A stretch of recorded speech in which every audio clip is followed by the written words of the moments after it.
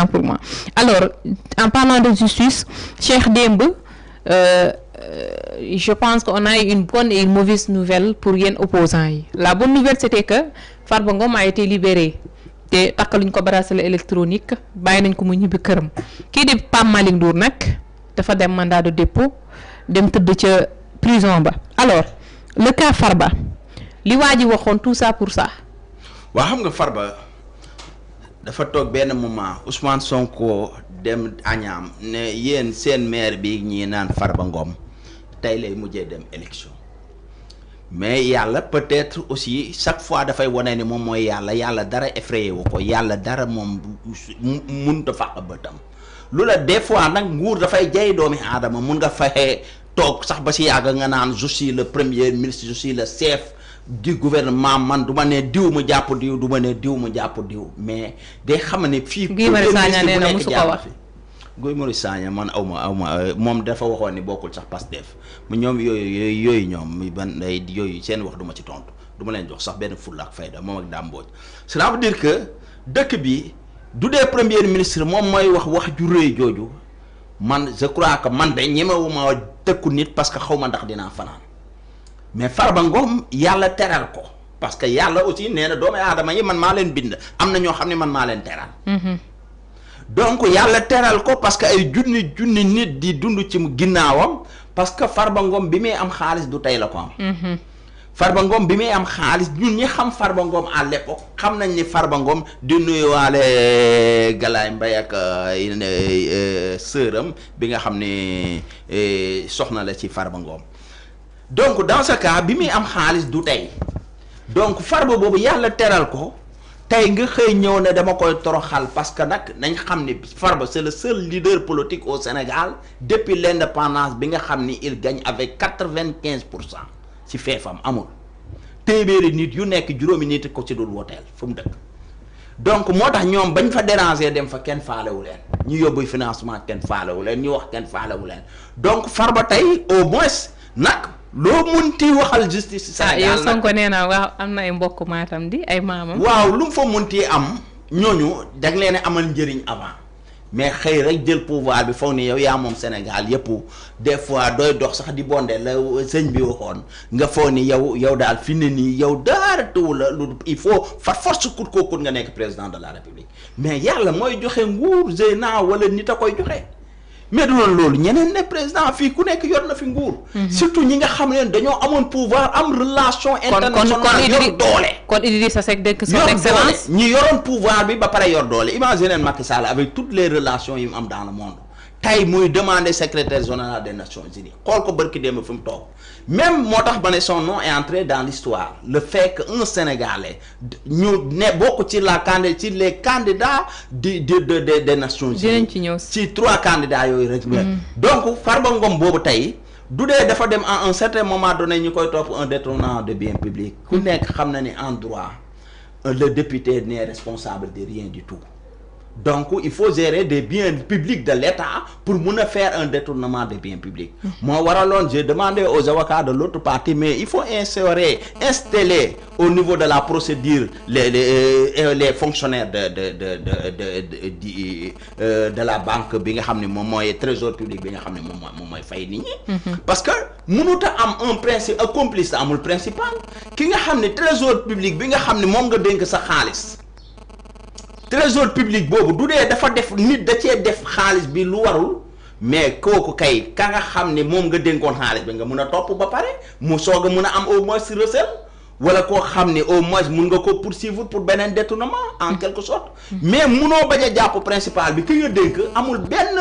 agent de trésor public bi nga xam ne mi ngi ci procédure bi nga xëy jàpp un député parce que il est maire benn nit bu populaire la am na doole boo xam ni nga xëy mere ko rek pour que ñu jàpp ko mooy waral Farba Ngom da xool pôle judiciaire dafa jël ñi magistrat yi nga xam ne ñoom ñoo yoroon dossier dañoo jël charge yi nga xam ne tegoon nañ ko yëpp dindi ko teg ko fële au finish on nous demande deux portables yoo xam ni jaay moom la Farba Ngom fay nañ fekk ci moom même loolu duñ ko amoon sax waruñ ko woon a mën a le ministère de la justice garde des sceaux warut a mën a toog organiser une conférence de presse pour nous parler des téléphones portables. Où est le procureur de la République qui doit autosaisir dans tout cela. Or que Farba Ngom aussi c'est un député. Un député munoo xëy rek jàpp ko jëli ko ñëw teg fële. Il y a ce qu'on appelle l'immunité. Député dafa am kiiraay boo xam ne moom moo ko yee. moom moo nekk ci kawam. mooy immunité parlementaire boobu nga xam ne tant que dindi woo ko mais à la fin ñu jàpp Farba Ngom ba def ko garde à vue ba déférer ko après pour soog a lever l'immunité parlementaire. Cela veut dire que loi bi dafa am nu muy doxee mooy waral li nga xam ne kon ñi doon jiite procédure bi li ñuy jiite xamuñ ci dara. dañoo bofwee akam ak yelleefam. waaw non dañoo maîtriser wul. Cela veut dire c'est une procédure boo xam ne qui est nulle en quelque sorte parce que procédure. loi boobu après dañ ko annuler. mooy L29 ak L30 bi ëllëg duñ koy annuler parce que aussi après Farba Ngom bi mu demee chaque fois du demee fenn dañuy demander waat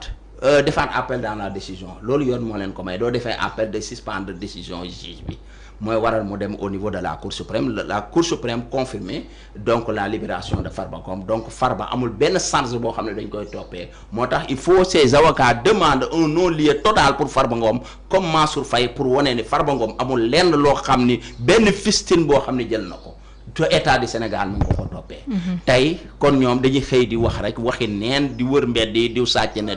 na mais amul boobu ba ñuy wër ba tey amul kenn kuñ ne jël nga juróomi dërëm tey du état du Sénégal. alors léegi les 15 mois yi nga xamante ne xañ nañ ko njabootam xañ nañ ko liggéeyam santé may ko woon mu nekk prison donc ban regard la ñu mën a am ci justice su Sénégal. waaw mais parce que dañuy xam ni ñii ay nit yuy politique la rek man justice bi Sénégal du ma leen ŋàññi parce que justice yi Sénégal chaque fois loo indi rek doo ñëwee à la fin duñ defee procédures yi duñ demee dañuy leeral duñ leeral leen yow kat toppeewuñ la dara. donc te amul dédommagement aussi. non mun na def une procédure mais xam nga le Sénégal c'est pas les États-Unis d'Amérique yi nga xam ne duñ defee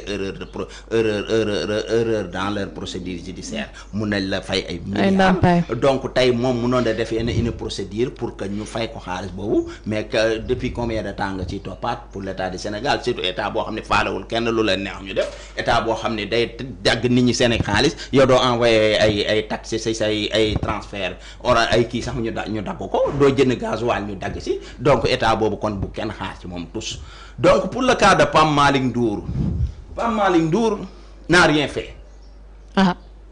Pape Malick Ndour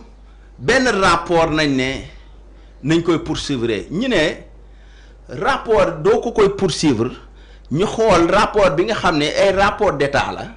ñu ne non ñu créé benn cabinet boo xam ne ñu ne cabinet bi kat dafa mais ju dee rapport bi nga xam ni moom nañuy poursuivre Pape Malick Ndour ñu ne rapport ba ko bind ki def rapport boobu pré-rapport la un jour damay def émission au niveau de Walfadjri bi may def émission sur le rapport bi nga xam ne moo épinglé ñoom Pape Malick Ndour et consorts mais après y a quelqu'un qui m'a envoyé un SMS pour me dire que sama frère en personne Samba Laobé Dieng moom moo doon def rapport bi mais avant rapport bi di pare dafa gaañu en 2018 ki doon def rapport bi mooy waral am na Ousmane chaque fois on nous parle de rapport mais du génn rapport moo ko parce que rapport bi ka ko doon def dee balaa rapport bi di pare donc même du doon rapport bi dañ koo def ba mu pare te signé wu ko donc amatul valeur juridique mi ngi mel ni nga dem tribunal ñu jox la casier. Pape Malick Ndour 2019 lañ ko fal. Pape Malick Ndour rapport bi ki ko def gaañu na en 2018 léegi comment ça fait Pape Malick Ndour ñu fal ko en 2019 même biñ koy fal ci les caisses yi nga xam ni moom la fekk ci société ba mu yoroon fekk ci lu mat 200 millions mais Pape Malick bi muy dem moom bàyyi dafay milliards mais comment ça fait Pape Malick boobu parce que commencé na temps yi def ay sorties yoo xam ne parce que à un certain moment donné dañu doon wax Pape Malick amul xam-xam Pape Malick amul Pape Malick commencé génn yi muy def nag sénégalais yépp bàyyi ko xel. mooy waral yàlla mooy il est économiste. waaw saa yu bu ñu waxoon ci ay rapport économique. un grand homme quelqu'un qui est tellement de ressources expérimenté bëri xam-xam lool car macha allah ba pare di xale mais Pape Malick bëgg leen a rey opposition bi fépp fuñ teg mu dindi fa teg foofu lay tax xam-xam lay waxee ak yaram mais Pape Malick boobu mënuñ ko digérer Sénégalais yëpp def ko seen xol moo tax ma ne Pape Malick Ndour barki démb Zeyna dama gént ñi koy téye nii après si saa si ñu ne am na fu mu dugg après génn na nekk prison génn na ñi ñëpp topp ko ñu ne mooy président. moo tax ma ne Pape Malick même duñ la yóbboo prison parce que man samay gént dafay ban damay gis cela veut dire que prison dugg nga fa suba tu seras le prochain président de la République du Sénégal émission bi tey na ngeen ko enregistré. donc dans ce cas parce que dafa am nit ñu set ñoo xam ne ku nekk xam na ni Pape Malick deful dara parce que l'inculpation de Pape Malick Ndour au pôle judiciaire pour détournement de biens publics te joxewul benn caution même Wally Seck mii sax doo ko inculpé dafay joxe caution pour que mu mun cee génn parce que loi bi moo wax en matière de détournement doo cautionné wul munoo am liberté provisoire si inculpé yëpp seul Pape Malick Ndour au Sénégal moom moo fi cautionné wul ba pare am liberté provisoire. Ça veut dire que c'est une procédure boo xam ne qui ne représente absolument rien du tout du tous parce que amul lenn luñ ko mën a toppee munoo kiy def rapport en 2018 décédé depuis 2018 ñu nommé nit en 2019 ni nga jël nit kooku naan dama koy toppee rapport boo xam ne ka def rapport ba dee na depuis 2019. yal na ko yàlla donc dans ce cas yàlla na ko yàlla yërëm di ko jaale waa famille yam ñoom Yaba Diop et consort donc dans ce cas Pape Malick Ndour boobu ñu xëy juge bi jël charge yëpp bàyyi ko pour que mu dem yoom ñu def appel au niveau de la chambre d'accusation. D'accord. La Cour suprême notre grande surprise ñëw confirmer la décision pour que Pape Malick Ndour dem prison mais loolu yëpp xam nañ lu ko waral xam nga pour lan il fallait ñu ut benn lié bu leen lié avec le dossier Mame Mbaye Niang pour wane ne kii kat jàpp nañ ko dans le dossier de Mame Mbaye Niang 29 milliards yi nga ko doon waxal donc jàpp nañ ci kii defal ko bras léegi dem na ci prison donc dans ce cas kon rapport bi existe na mais kan moo dof kan moo dof pour indi benn pour créer benn lien tout simplement dans le dossier de Mame Mbaye Niang qui empêche Ousmane Sonko d'être candidat pour que ñu jàpp ci Mame Mbaye Niang Pape Malick Ndour or que Pape Malick Ndour n'était même pas kenn falu ko woon avant en 2018 nañ def rapport bi 2019 nañ ko fal. moom fekkee woo ko sax. d'accord alors moom démb déglu nañ ko nee na bu fekkee da cee takke laale na ko yàlla mugal fii mugal ko fële. mais bu fekkee takkew ci laalew ci yàlla na ko yàlla may ndam léegi nag ñu ngi toog di seetaan. waaye ndam mënut a weesu Sénégalais yëpp nekk derrière moom. ça veut dire que ñii nag ku mu bëgg a dugal kaso dugal la fa. parce que ñoom ñoo yor seeni doole. nul n'est à l'abri. waaw nul n'est à l'abri nous tous nous sommes en sursis ñun ñuy wax sax dañuy wax rek mais après suba mun nañ ne ñi nga ca kaso ba parce que on a offensé une personne qui a les prérogatives du président de la République ay lu nekk créé nañ ko ci loi bi une personne qui a les prérogatives. ah waaw c'est une institution là. premier ministre. or que mais ñu ngi koy bëgg a kenn parce que si le premier ministre du dee seen loi boobu dafa jàll pour mu présider le conseil des ministres ça veut dire que man kon nee naa ko cette personne qui a les prérogatives du président de la République le président un premier ministre super fort non c'est le mais c'est un premier ministre super fort mais est-ce que c'est un Guy Marius Sagna nee na pas plus fort même que le président de la République Guy Marius Sagna nee na c'est le meilleur premier ministre dans l'histoire du Sénégal waaw xam nga Ousmane aussi dafa bëri doole parce que doole ji loo ko munti waxal loo ko munti kiyal xam ne ni borom doole dëgg la parce que bépp loi bu bëgg dafay jàll dëgg la bépp lum ne lii kii dama koy nommer dañ koy nommer kii day dugg waaw du ne assemblée nationale bi dañ koy